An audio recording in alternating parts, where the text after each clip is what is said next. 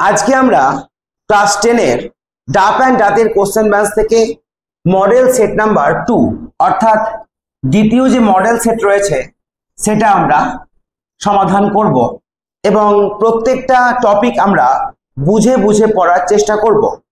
তো দেখো, তোমাদের সেকেন্ড সামেটিভেও 40 নাম্বারের পরীক্ষা হবে এবং এখানেও তোমাদের সিন আনসিন, গ্রামার এবং রাইটিং এই চারটে পোর্শন থেকেই কিন্তু কোশ্চেন আসবে।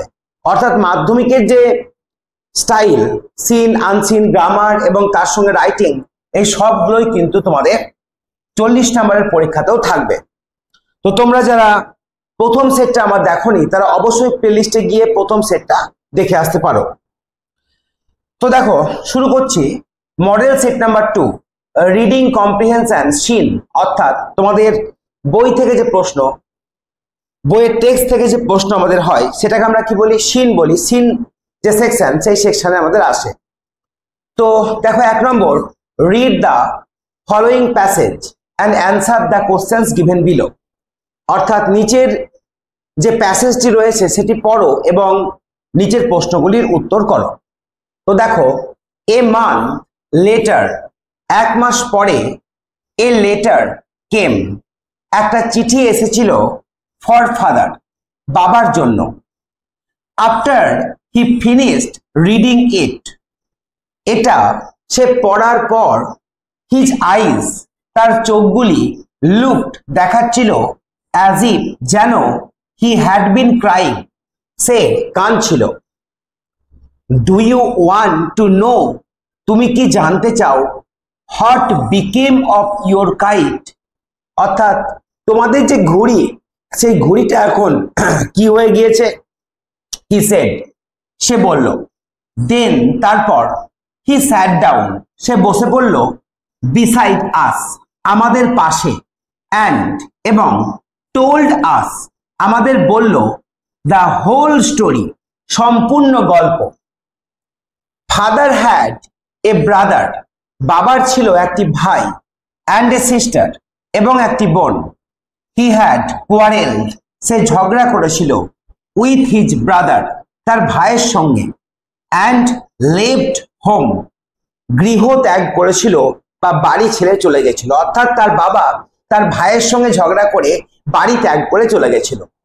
ইয়ার্স আফটার ওয়ার্ড, অর্থাৎ বেশ কিছু বছর পর, হি ফেল্ড, সে অনুভব করেছিল, সরি, অর্থাৎ দুঃখিত, অ্যান্ড, এবং, হোয়েন হি ওয়েন্ট ব্যাক, যখন সে ফিরে গিয়েছিল, হি ফাউন্ড, সে দেখতে পেল যে, হিজ ব্রাদার, তার ভাই, হ্যাড ডাইড, সে মারা গেছিল, and he could not find his sister, সে তার বোনকে খুঁজে পায়নি।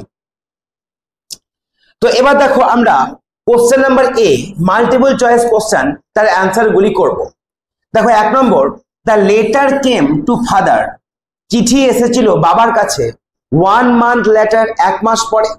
দেখো, আমরা প্রথমে পেয়েছি এ মান্থ লেটার, এ মানে 1, তাহলে অপশন এ হবে সঠিক অ্যান্সার।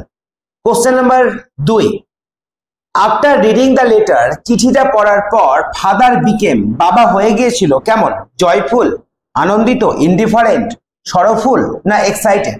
সে হয়ে গিয়েছিল কি? সরফুল, দুঃখিত। তারপরে 3 number, father had quarrelled with his, বাবা ঝগড়া করেছিল কার সঙ্গে? তার ভাইয়ের সঙ্গে, উইথ হিজ ব্রাদার, তার ভাইয়ের সঙ্গে। 4 নম্বর, আফটার লিভিং দ্য হাউস, বাড়ি ত্যাগ করার পর, লিভিং মানে ত্যাগ করা, তাহলে বাড়ি ত্যাগ করার পর, ফাদার ওয়েন্ট ব্যাক হোম, বাবা বাড়ি ফিরে গেছিল কত বছর পর? কিছু বছর পর, অর্থাৎ এ ফিউ ইয়ার্স আফটার, কিছু বছর পর। তাহলে এই হয়ে গেল আমাদের মাল্টিপল চয়েস কোশ্চেন অ্যান্সার। এবার আমরা কোশ্চেন নাম্বার বি, অর্থাৎ কজ এবং এফেক্ট, এটা আমরা করব। কজ মানে হলো কারণ, আর এফেক্ট মানে হলো ফলাফল। Father had finished reading the letter, বাবা চিঠি পড়া শেষ করেছিল। তাহলে বাবার চিঠি পড়া শেষ করার পর কি হয়েছিল? দেখো তো, চিঠি পড়া শেষ করার পর কি হয়েছিল? হিজ আইজ, দেখো এখানে লক্ষ্য করো, হিজ আইজ, তার চোখ দুটি, লুকড, দেখাচ্ছিল, অ্যাজ ইফ, যেন, হি হ্যাড বিন ক্রাইং। তাহলে এটা আমাদের এফেক্টের ঘরে লিখতে হবে। কোনটা? হিজ আইজ লুকড, তার চোখ দুটিকে দেখাচ্ছিল অ্যাজ ইফ, যেন হি হ্যাড বিন ক্রাইং। তাহলে এটা আমরা লিখবো এখানে। দেখো, হিজ আইজ, তার চোখ দুটি, লুকড, দেখাচ্ছিল, অ্যাজ ইফ, যেন, হি হ্যাড বিন ক্রাইং, যে সে কান্নাকাটি করছিল। ঠিক আছে, এরপরে দেখো এফেক্টে আছে ফাদার লেফট হোম, বাবা গৃহত্যাগ করেছিল। কেন? কেন বাবা গৃহত্যাগ করেছিল? কারণ আমরা জানি যে সে তার ভাইয়ের সঙ্গে ঝগড়া করেছিল। তাহলে কোথায় আছে? কারণ he had quarrelled with his brother, সে তার ভাইয়ের সঙ্গে ঝগড়া করেছিল। এটা আমাদের লিখতে হবে। এই কারণেই সে কি করেছিল? এই কারণেই সে গৃহত্যাগ করেছিল। তাহলে আমরা কারণে মানে ফলাফলটা আছে বাবা বাড়ি ত্যাগ করেছিল, এর কারণ হলো হি had quarrelled with his brother, তার ভাইয়ের সঙ্গে সে ঝগড়া করেছিল। তাহলে আমাদের কোশ্চেন নাম্বার যে 1 সেটা কমপ্লিট হলো। এবার আমরা কোশ্চেন নাম্বার 2 অর্থাৎ পোয়েম সেকশনে যাব। দেখো, এই পোয়েমটাই আমরা পড়েছিলাম যে মডেল সেট নাম্বার 1 ছিল সেটাই। তো একবার দেখো, আরেকবার পড়ছি। দেখো, I must go down to the seas again, আমি আবার সমুদ্রের দিকে যাব। To the lonely sea, একদম একাকী সমুদ্রে। And the sky, একাকী আকাশের দিকে আমি যাব। And all I ask, আমি যা চাই তা হলো is a tall ship, একটা লম্বা জাহাজ। And a star, এবং একটি তারা। To steer by her, যেটা আমাকে কি করবে? যে তারাটি তাকে অর্থাৎ সেই নৌকাটিকে পথ দেখাবে। And, এবং the wheels kick মানে চাকার যে কিক বা আঘাত। And the wind song, বাতাসের গান। And the white sail shaking, এবং সাদা পালের যে দোলন মানে সাদা পাল যখন বাতাসে দোলে সেটা আমি চাই। And a grey mist, ধূসর কুয়াশা চাই। On the sea's face, সমুদ্রের সম্মুখে। And, এবং a grey dawn, একটা ধূসর ভোরবেলা চাই। Draw breaking, অর্থাৎ ভোর হওয়া। I must go down, আমি অবশ্যই যাব। To the seas again, সেই সমুদ্রে আরো একবার। For the call of the running tide, কার ডাকে? সেই রানিং টাইড, চলন্ত সেই জোয়ারের ডাকে। Is a wild call, সেই ডাক হলো একটি ওয়াইল্ড, বন্য ডাক। And a clear call, একটি স্পষ্ট ডাক। That may not be denied, যেটাকে অস্বীকার করা যাবে না। And all I seek is a windy day, আমি যা চাই তা হলো একটি ঝোড়ো দিন। With the white clouds, সাদা মেঘ, flying, যেখানে উড়বে সাদা মেঘ। And the flung spray, এবং আমি প্রচুর ঢেউ চাই। And the blown spume, এবং সেই মানে উঠে আসা ফম অর্থাৎ এক ধরনের মানে আমরা বলতে পারি জল যখন বুদবুদে উঠে আর কি ফেনা বেরোয়, সেই ফেনা চাই। And the seagulls crying, এবং সিগাল অর্থাৎ শঙ্খচিল কাঁপবে, এইটাই আমি দেখতে চাই। তারপরে তো আমরা প্রথম প্রশ্নে যাব। অ্যান্সার দ্য ফলোইং কোশ্চেন্স, অর্থাৎ নিচের প্রশ্নগুলির উত্তর দাও। What is the name of the above poem, ওপরের যে কবিতা তার নাম কি? তাহলে আমরা এটা কিভাবে লিখব? দ্য নেম, প্রথমে আমরা লিখব the name of the above poem. The name of the above poem is, তারপর দাগ দিয়ে কমা দিয়ে ইনভার্ট করার মধ্যে সি ফেভার, এবং কবিতাটি লিখেছেন কে? রিটেন বাই বা বলতে পারো হু রোট দ্য পোয়েম, না তো আমাদের জন মেসফিল্ড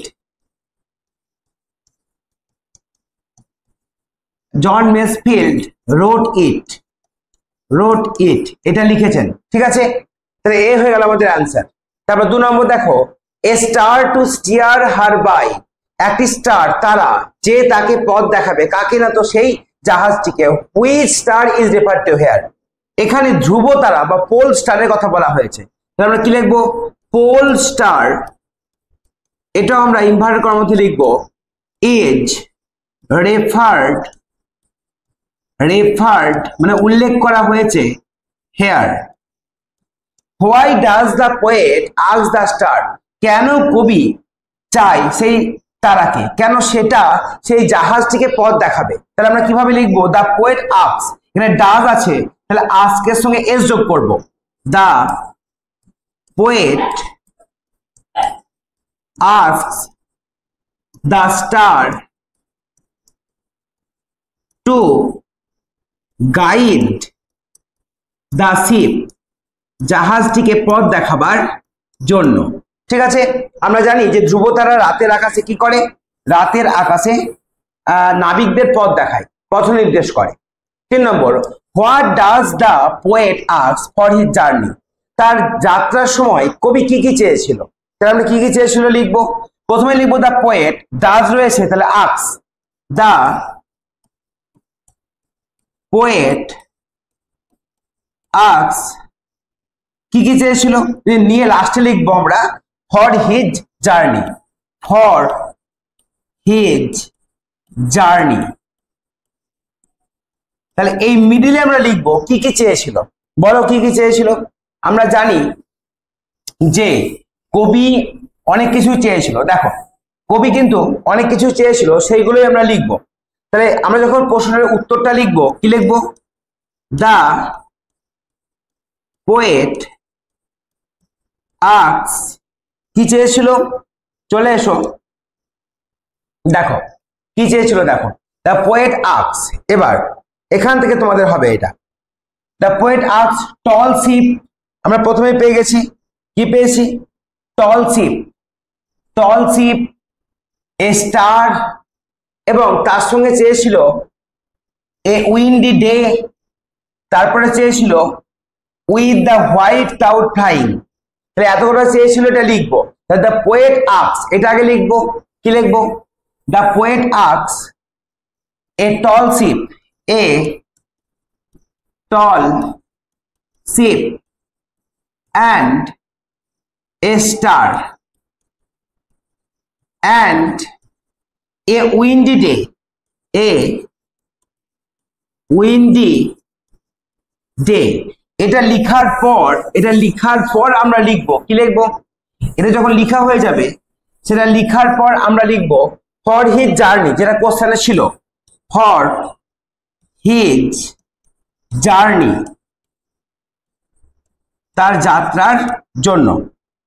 দেখো তাহলে এখানে ছিল আমাদের প্রশ্ন, আর উত্তরটা আমাদের লিখতে হবে এটাই, কোনটা, the poet asks a tall ship and a star and a windy day for his journey. তারপরে দেখো এবার আমরা চলে আসবো রিডিং আনসিন, অর্থাৎ যেটা তোমাদের বই থেকে নয়, সেখান থেকে তোমাদের অর্থাৎ একটা আননোন প্যাসেজ, সেটা পড়ে তোমাদের অ্যান্সার করতে হবে। দেখো এটা তোমাদের দিয়েছে এপিজে আব্দুল কালামের যে অটোবায়োগ্রাফি, সেখান থেকে। দেখো, আই রিমেম্বার, আমার মনে আছে, মাই ফাদার, আমার বাবা, স্টার্টিং হিজ ডে, তার দিন শুরু করত অ্যাট 4 AM, ভোর 4টের সময়, বাই রিডিং দ্য নামাজ, নামাজ পড়ে, বিফোর ডন, ভোর হওয়ার আগে, আফটার দ্য নামাজ, নামাজের পরে, হি ইউজ টু, তিনি অভ্যস্ত ছিলেন, ওয়াক ডাউন, হেঁটে যেতে, two a small coconut Grove, একটি ছোট্ট নারকেল বাগানে, উই ওন্ড, যেটা আমাদের ছিল, about 4 miles from our home, যেটা আমাদের ঘর থেকে প্রায় 4 মাইল দূরে। হি উড রিটার্ন, তিনি ফিরে আসতেন, উইথ অ্যাবাউট এ ডজন, প্রায় 1 ডজন মানে 12টা কোকোনাটস নিয়ে, টাইড টুগেদার, যেটা একসঙ্গে বাঁধা থাকতো, থ্রোন ওভার, যেটা মানে একদম বিছানো ছিল, হিজ শোল্ডার, তার কাঁধের ওপরে, অর্থাৎ তিনি তার কাঁধের ওপরে 1 ডজন যে কোকোনাট, সেই কোকোনাট নিয়ে তিনি বাড়ি ফিরতেন। অনলি দেন, এবং তারপরে he would have his breakfast, এবং তারপরে তিনি তার ব্রেকফাস্ট খেতেন। দিস রিমেন্ড, এই ব্যাপারটা চলেছিল, এই রুটিনটা চলেছিল, হিজ রুটিন ইভেন হোয়েন, এমনকি যখন he was in his late 60s, যখন সে 60 বছরের যে শেষের দিকে, অর্থাৎ 66, 67, 68 এই সময়ের দিকেও কিন্তু তার এই জার্নিটা ছিল। তাহলে এটা আমরা জানি যে এপিজে আব্দুল কালামের যে অটোবায়োগ্রাফি সেখান থেকে নেওয়া হয়েছে। তো দেখো এখান থেকে আমরা প্রশ্ন উত্তরগুলি করব। কোশ্চেন নাম্বার এ দেখো, complete the sentence with information from the text.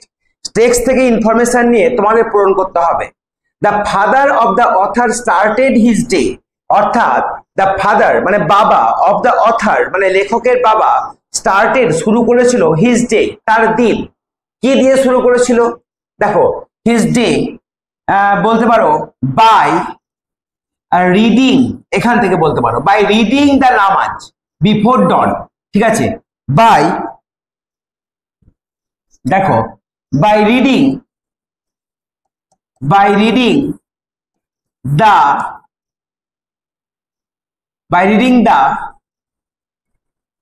নামাজ বিফোর ডন, ঠিক আছে?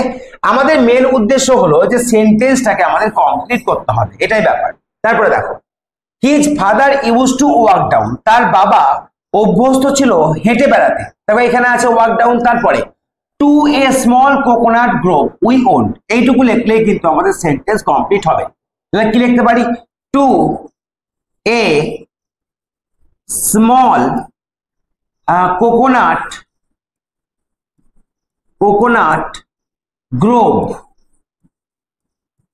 Grove we owned. এখানে উই বলতে আমরা বলতে পারি হিজ ফাদার আছে, তাহলে his father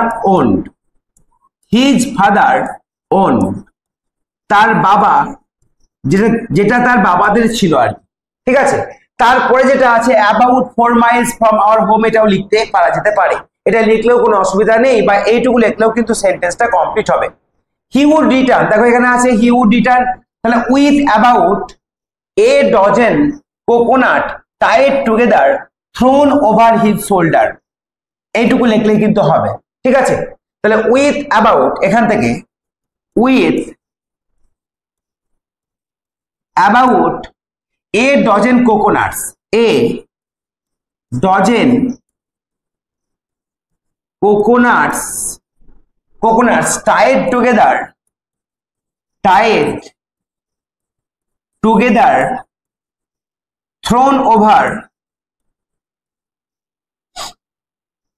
thrown over his shoulder, এত পর্যন্ত আমরা লিখবো। তারপরে দেখো হি টুক ব্রেকফাস্ট আফটার, তাহলে সে ব্রেকফাস্ট খেতো কার পরে? না তো তার ফিরে আসার পরে, তাহলে আফটার হি উড রিটার্ন, ঠিক আছে? উইথ কোকোনাট, তাহলে he took breakfast after he would return from, বলতে পারো ফ্রম কোকোনাট গ্রোভ, অর্থাৎ নারকেলের বাগান থেকে ফিরে আসার পর সে তার ব্রেকফাস্টটা করত। তাহলে এই হয়ে গেল আমাদের কমপ্লিট দ্য সেন্টেন্স। এবার দেখো কোশ্চেন নাম্বার বি, অর্থাৎ এখানে ট্রু এবং ফলস করতে হবে এবং সাপোর্টিং স্টেটমেন্ট তোমাকে দিতে হবে। দেখো the father of the author, লেখকের বাবা, স্টার্টেড হিজ ডে, তার দিন শুরু করতো আফটার 4 AM, মানে কি 4টের পরে, কিন্তু এখানে কি বলছে 4টের পরে নয়, 4টের সময় থেকে অ্যাট 4 PM। তাহলে অ্যাট বা আফটার কিন্তু এক জিনিস নয়, অ্যাট বা আফটার কখনোই কিন্তু এক জিনিস নয়, এটা কিন্তু মাথায় রাখতে হবে। দেখো তাহলে এখানে বলছে আফটার 4 AM, আর এখানে আছে দেখো আমি মিটিয়ে দিচ্ছি, এখানে আছে দেখো অ্যাট 4 AM, তাহলে এটা হবে কি ফলস, এইটা কিন্তু ফলস হবে, মানে 4টের পরে নয় 4টে থেকে। তাহলে সাপোর্টিং স্টেটমেন্ট কোনটা হবে? এইটা, I remember my father stating his day at 4 AM, এইটুকু লিখলেই কিন্তু আমাদের হয়ে যাবে। কোনখান থেকে? এখান থেকে, যে আই রিমেম্বার, আমি মনে করতে পারি, আই রিমেম্বার থেকে একেবারে ডট ডট দিয়ে তোমার হিজ ডে অ্যাট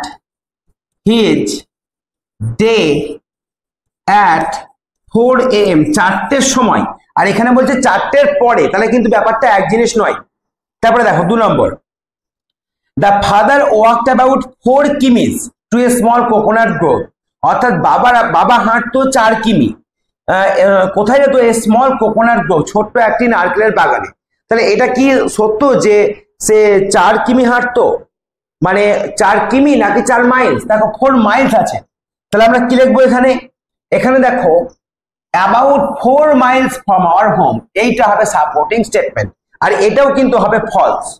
আগেরটাও ফলস ছিল, এটাও হবে ফলস। অর্থাৎ এখানে 4 কিমি বলছে, কিন্তু অ্যাকচুয়ালি 4 মাইলস। ঠিক আছে, আমি লিখছি না। 3 নম্বর দেখো, ফাদার উড রিটার্ন, বাবা ফিরে আসতো, উইথ হাফ ডজন কোকোনাট, মানে কি? মানে হাফ ডজন মানে 6টা, ওভার হিজ শোল্ডার, কিন্তু এখানে কি বলছে? A dozen coconut tied together. তাহলে দেখো এইটা হচ্ছে সাপোর্টিং স্টেটমেন্ট, তাহলে এটাও হবে কি? ফলস। তিনটেই আমরা কিন্তু ফলস পেলাম এখান থেকে। তাহলে এটা মনে করো না যে একটা টি একটা ফলস এরকম হবে, অনেক ক্ষেত্রে দেখা যায় তিনটেই টি অর্থাৎ ট্রু বা তিনটেই ফলস, এমনও হতে পারে, আর তোমাদের সাপোর্টিং স্টেটমেন্ট দেওয়ার কথা বলা হয়। তারপরে দেখো, এবার আমরা চলে আসবো গ্রামার সেকশনে। এই গ্রামার সেকশনটা আমরা করছি। দেখো প্রথমেই আছে কি? Change the voice, voice change. তো ভয়েস চেঞ্জের ক্ষেত্রে আমরা কি দেখবো? যে প্রথমে দেখবো সাবজেক্টকে, ভার্বকে এবং অবজেক্টকে। তাহলে he put his hands on the box, বক্সের ওপরে সে রেখেছিল তার হাত। তাহলে প্রথমে প্রশ্ন করো কে রেখেছিল? না তো হি, সে রেখেছিল, তাহলে এটা হলো সাবজেক্ট। রেখেছিল পুট, এটা হলো ভার্ব। আর কি রেখেছিল? হিজ হ্যান্ডস, তার হাত দুটি, তাহলে এটা হলো অবজেক্ট। তাহলে এখান থেকে আমরা ভয়েস চেঞ্জটা করবো এবং বাকিটা আমরা লাস্টে বসিয়ে দেবো। কিভাবে? হি পুট হিজ হ্যান্ডস, এখান থেকে দেখো হিজ হ্যান্ডস আগে আসবে, তাহলে হিজ হ্যান্ডস, হিজ হ্যান্ডস এটা একের বেশি। আর এখানে দেখো পুট আছে, মানে এটা কিন্তু ভার্বের 2 নম্বর ফর্ম। কি করে বুঝলাম? যদি পুটস থাকতো, এস যোগ হতো, তাহলে V1 ধরতাম। তাহলে এখানে পুট আছে, শুধুমাত্র এস যোগ নাই, কারণ third person singular number subject. তাহলে এই ক্ষেত্রে আমরা ধরবো পাস্ট টেন্স। তাহলে পাস্ট টেন্সের ক্ষেত্রে অ্যামিজ আর না বসে ওয়াজ আর বসবে প্রেজেন্ট পাস্ট ইনডেফিনিট টেন্সে। তাহলে হিজ হ্যান্ডস ওয়াজ হবে না ওয়্যার হবে? ওয়্যার হবে, একের বেশির জন্য ওয়্যার হবে, কারণ হ্যান্ডস আছে, হাত দুটি, ওয়্যার। এবার পুটের 3 নম্বর কিন্তু পুট, আমরা 3 নম্বর ফর্ম করবো। 3 নম্বর ফর্ম কি? পুট। তাহলে হিজ হ্যান্ডস ওয়্যার পুট। ঠিক আছে, এবার আমরা লিখতে পারি on the box, put on the box, বক্সের উপরে রাখা ছিল। ঠিক আছে, বাই হিম এই কথাটা উজ্জ রাখলেও আমরা পারবো, বা কেউ যদি বসিয়েও দাও তাও কিন্তু ভুল নয়, ঠিক, কারণ তার হাতটি রাখা ছিল বক্সের উপরে, তার মানেই তো সেই তো তার হাতটি বক্সে রাখবে, তাই না? কে রাখবে? তারপরে দেখো, তারপরে ন্যারেশন চেঞ্জ, দেখো মুড অফ ন্যারেশন।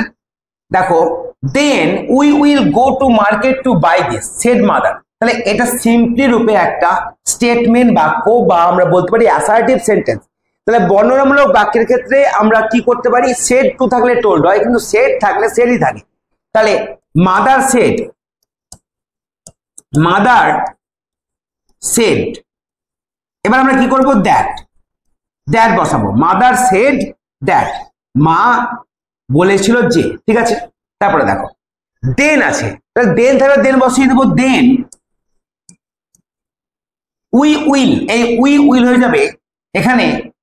না তো মাদার্স কাকে বলেছিল জানি না, যদি আমাকে বলে তাহলে আমরা উই করতেই পারি। তাহলে দেন উই উইল হয়ে যাবে would, past tense would. We would go to market, go to market, আমরা বাজারে যেতাম। টু বাই, টু বাই কিনতে। দিস, এই দিস থাকলে হবে দ্যাট, সেটা কিনতে। দিস মানে এটা, আর দ্যাট মানে ওটা। ঠিক আছে, বুঝতে পারলা? তাহলে এ হয়ে গেল আমাদের ন্যারেশন চেঞ্জ। এরপরে দেখো WH কোশ্চেন। হ্যাঁ, WH কোশ্চেন তৈরি করতে হবে।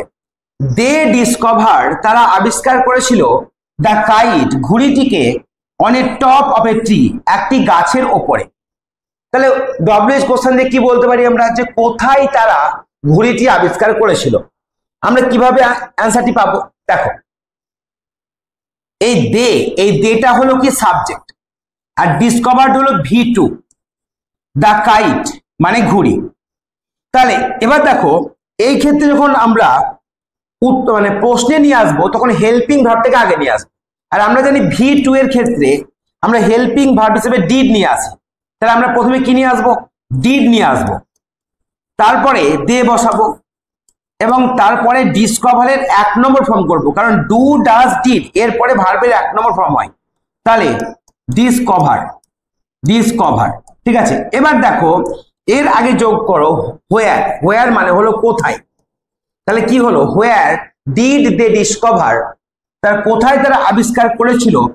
ঠিক আছে, ডিসকভার কোথায় তারা আবিষ্কার করেছিল, কি আবিষ্কার করেছিল? দা কাইট, ঘুড়িটিকে। তাহলে এ হয়ে গেল আমাদের ডব্লিউএইচ কোশ্চেন। এবার দেখো 4 number, turn into simple sentence. Simple মানে সরল বাক্য। এটা লক্ষ্য করো তোমরা যে দুটো ক্লজ আছে, দেখেছো? লক্ষ্য করেছো? দেখো উই হ্যাড এ কাইট, এটা একটা, দ্যাট ওয়াজ বিগ, এটা একটা। তাহলে দুটো ক্লজ আছে, মানে এটা হচ্ছে তোমার কমপ্লেক্স সেন্টেন্স। এই সেন্টেন্সটাকে সিম্পল সেন্টেন্সে আনতে হবে। তাহলে উই হ্যাড এ কাইট, আমাদের একটা ঘুড়ি ছিল। দ্যাট ওয়াজ বিগ, যেটা ছিল কি বড়, যেটা ছিল বড়। তাহলে আমাদের একটি বড় ঘুড়ি ছিল বলতে পারি। তাহলে we had a big kite, আমাদের একটি বড় ঘুড়ি ছিল। বাস, সিম্পল সেন্টেন্স হয়ে গেল। তারপরে হোয়াট এ টেরিবল ড্রিম, কি ভয়ঙ্কর স্বপ্ন, এটা অ্যাসার্টিভ সেন্টেন্সে রূপান্তর করতে হবে। আর এই সেন্টেন্সটা কিসে আছে? এক্সক্লামেটরি সেন্টেন্সে। ঠিক আছে, তাহলে এক্সক্লামেটরি সেন্টেন্স থেকে অ্যাসার্টিভ করব আমরা। কি করব? যখন কোনো অ্যাডজেক্টিভ থাকবে তখন আমরা কি বসাই? ভেরি বসাই। তাহলে ইট ওয়াজ এ ভেরি টেরিবল ড্রিম, এটা ছিল একটি ভয়ঙ্কর স্বপ্ন।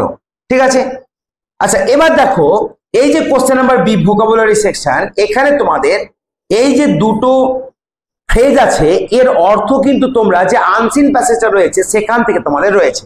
যেমন এ রেগুলার প্রসিডিওর, একটা দৈনন্দিন অভ্যাস। তাহলে একটা দৈনন্দিন অভ্যাসকে আমরা কি বলি বলো? এবং এ টাইপ, যেমন আরেকটা আছে এ টাইপ অফ গার্ডেন, এক ধরনের বাগান আমরা পেয়েছি গ্রো। কি পেয়েছি? এক ধরনের বাগান আমরা পেয়েছি গ্রো, GROVE। আর দেখো এ রেগুলার প্রসিডিওর হচ্ছে রুটিন, আমরা রুটিন পেয়েছি, ROUTINE, রুটিন। তোমরা যদি না লক্ষ্য করে থাকো দেখে নাও একবার, তোমরা দুটো ওয়ার্ড কিন্তু এই যে আনসিন প্যাসেজ এখানে পেয়েছো। দেখো একটা হলো তোমার, দেখো রুটিন, আর একটা হলো তোমার কি বললাম তো গ্রোভ। ঠিক আছে, গ্রোভ বাগান, এই দুটো আমরা পেয়েছি। হলো, তাহলে আমাদের গ্রামার এবং ভোকাবুলারি সেকশন কমপ্লিট হলো। এবার আমরা চলে আসবো রাইটিং সেকশনে। ভালো করে লক্ষ্য করো রাইটিং সেকশনে কি বলেছে। রাইট এ রিপোর্ট অ্যাবাউট, তাহলে কি লিখতে বলেছে? রিপোর্ট লিখতে বলেছে about within 100 words about the celebration of teachers day in your school. তোমার স্কুলে যে টিচার্স ডে বা শিক্ষক দিবস পালন করা হবে সেই হিসাবে হয়েছিল, তোমার স্কুলে শিক্ষক দিবস পালন করা হয়েছিল, সেই জন্য তুমি একটা রিপোর্ট লেখো বা প্রতিবেদন লেখো।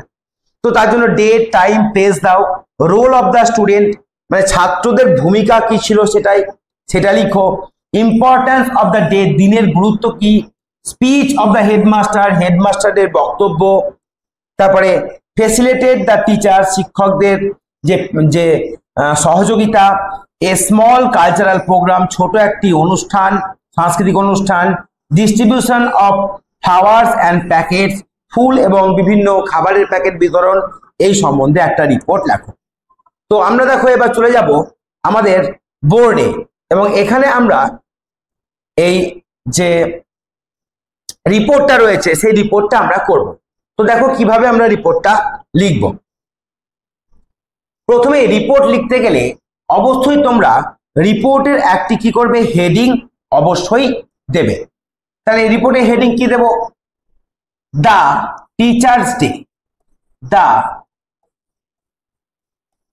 টিচার্স ডে, এইটা হলো রিপোর্টের হেডিং। এবার যে রিপোর্ট লেখে তার নাম লিখতে হয়।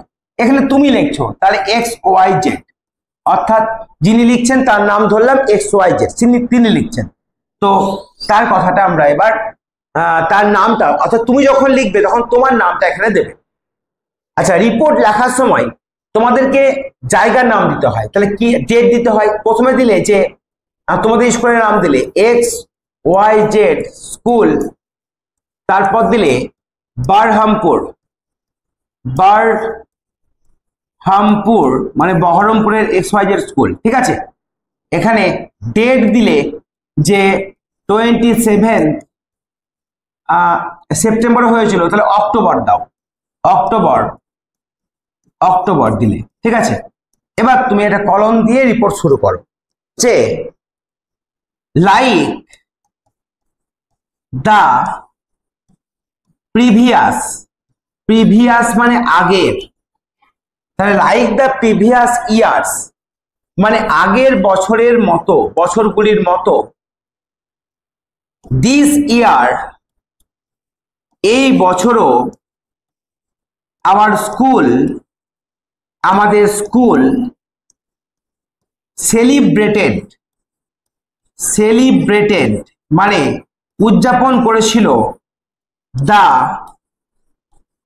এখানে ইনভার্টেড করার মধ্যে টিচার্স ডে শিক্ষক দিবস on 5th September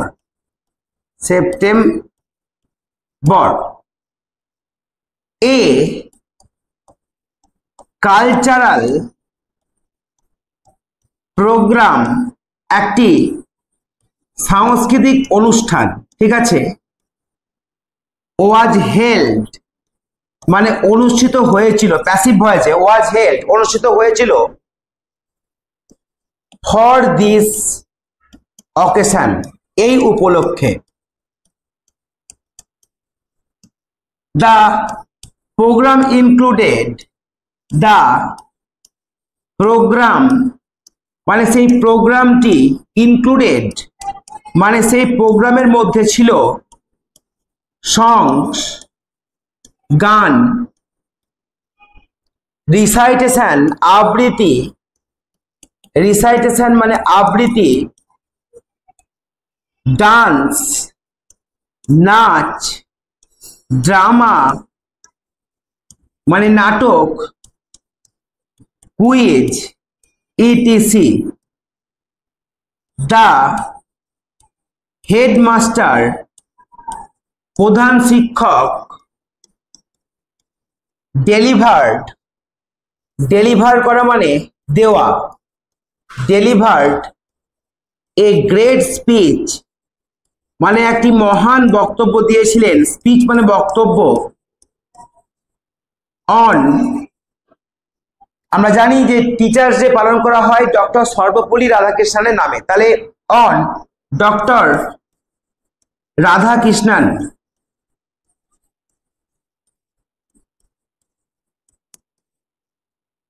doctor Sarvepalli রাধাকৃষ্ণনের উদ্দেশ্যে তিনি স্পিচ দিয়েছিলেন। আওয়ার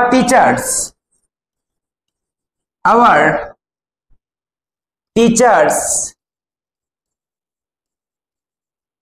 attended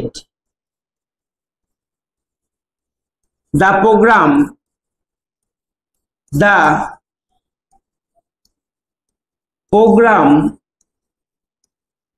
with us আমাদের সঙ্গে যোগদান করেছিলেন। the prize distribution